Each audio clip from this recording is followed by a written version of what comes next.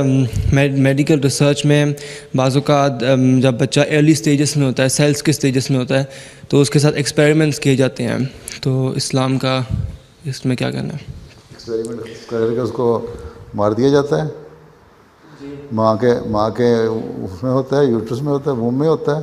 نہیں وہ early stages میں پیٹی ڈش کے اوپر کیا جاتا ہے. ہاں جی لیبارٹری میں جی ہیں، لیبارٹری میں اسپرم اور ایگ سیلس کو وہ اس کے اوپر گرو کیا جاتا ہے نا. ہاں جی باری ٹیوبز میں ہی جی ہیں.